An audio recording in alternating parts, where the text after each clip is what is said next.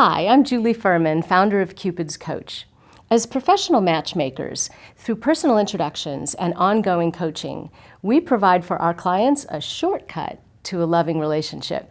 And we love to inspire those magical aha moments that for our clients really serve to make dating more fun and more fruitful. Your next opportunity for an aha moment is right here, right now, as we interview Marni Battista. She's the founder of Dating with Dignity, and she's a master dating and relationship coach.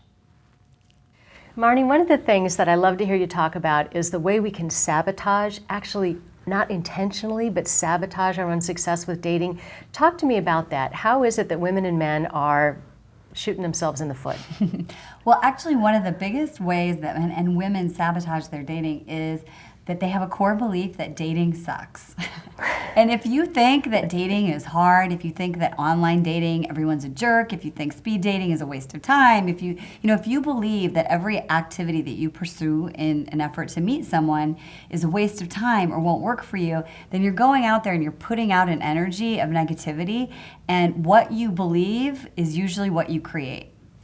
So Marni, tell me what you think. How many dates should she give him or he give her? How many times should they see each other before they determine, is it really worth our time or not? Great question. I think that the 3-date rule, which a lot of us sort of in the industry subscribe to, is a really, really good number. And here's why. I think everyone deserves sort of a free pass generally on the first date. There's nerves, you're uncomfortable, you're really aware of, am I chewing too much? Am I talking too much? And especially if you're judging a man and you're the woman, if he's really trying to please you too hard, it might make him uncomfortable. So I always say go for at least the next date. And then really as a man, I really encourage you to step it up and get creative, because you can really create a different kind of connection if you have dates on dates number 2 and 3 where you're not sitting across from each other at the dinner table. Because people create connections sharing new experiences together. So I really recommend that men find something creative to do, and they can show a different side of themselves. A lot of women are looking for, the bad boy. And if you can do something that brings out your bad boy, it's adventure-y, it's showing you doing kickboxing or hiking, it gives a woman a chance to see you in a different way.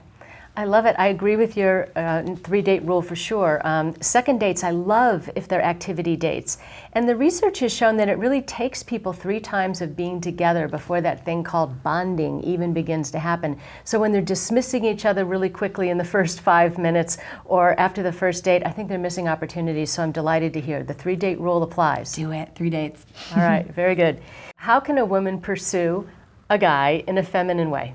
Well, I'm laughing because I had a male client who got an email from a woman. This is a don't. And it was like, online dating can be a waste of time and I don't have time to waste. I think you're cute. Do you want to go out or not? And she was like a successful, professional, attractive woman. So don't do that. What would be a better way to say that? A better way would would just say, hey, I noticed you live in Long Beach and I've never actually been to the aquarium. Have you ever been? What's your favorite fish? Something cute and clever that points out something that's a connection, and ask a question. Give him something to respond, or giving her something to respond to is going to increase your likelihood of getting a return.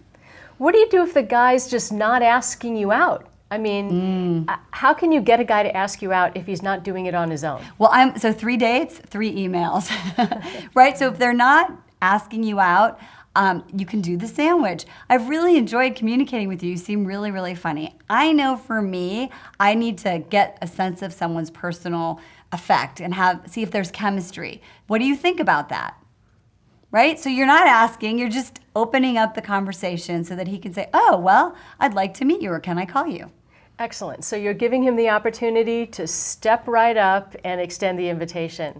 And the guys kind of need to have that green light that we want to hear from them. They do. I think a lot of women put men on a pedestal and they give them this power, but they're nervous. They might think you're the most beautiful woman that's ever answered an email online, and they might be scared to ask you out. So I call it the poofy peacock. Give them a chance to go, I will take you out. The poofy peacock. Tell me more about that. What is the poofy peacock? The poofy peacock is when a woman can invite a man to step into his masculinity. So it's like, can you hold my jacket? You know, where do you think the best place to go hiking around here? And today, men don't kill our food and bring it to us. So we don't give them an opportunity to sort of be like, I will save the day. So we want to give them opportunities to be the poofy peacock. Excellent. I love that. All right. So do you encourage your clients sometimes to sign on with a matchmaker? Absolutely, because here's the thing.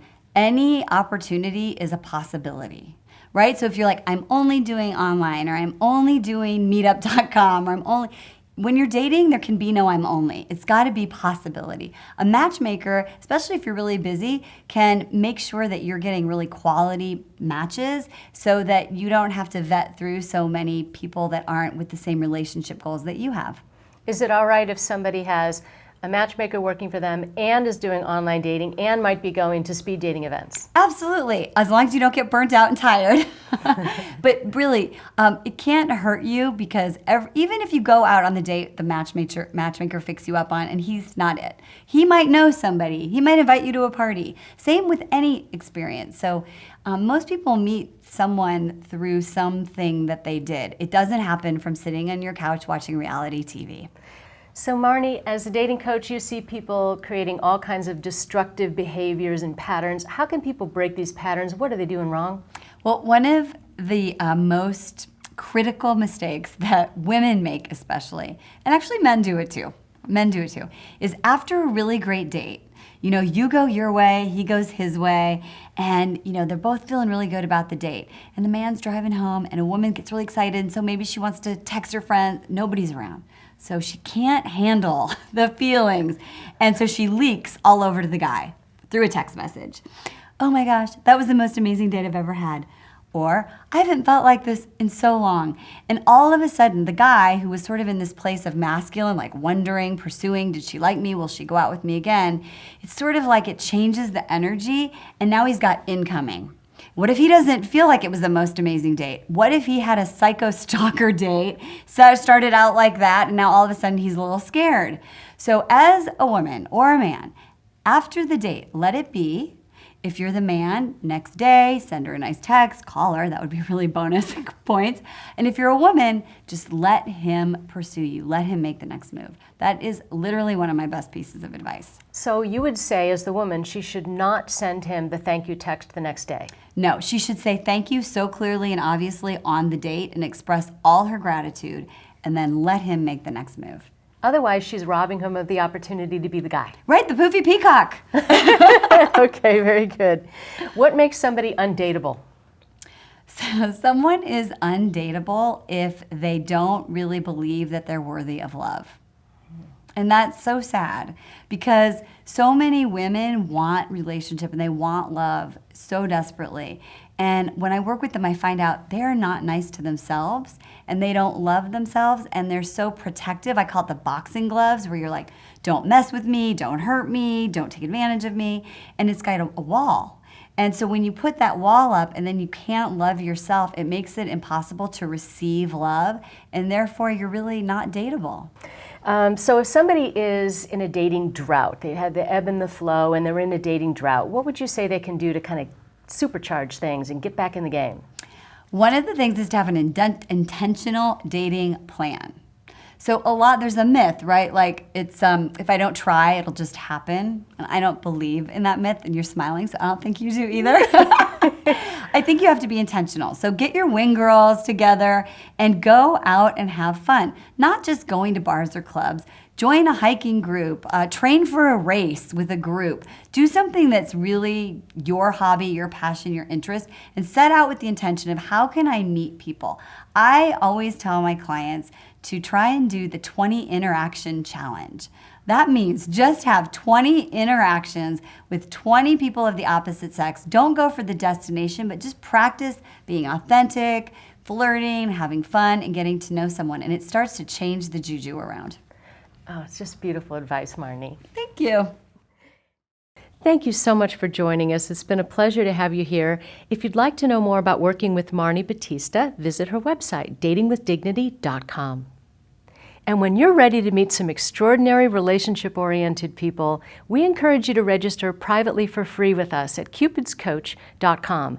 Then you'll be eligible for personal matchmaking referrals throughout the U.S., Canada, and beyond. And also when you register with us at cupidscoach.com, we'll send you the link to all 8 interviews in this guest expert series. I'm Julie Furman, founder of cupidscoach.com, and thank you for joining us.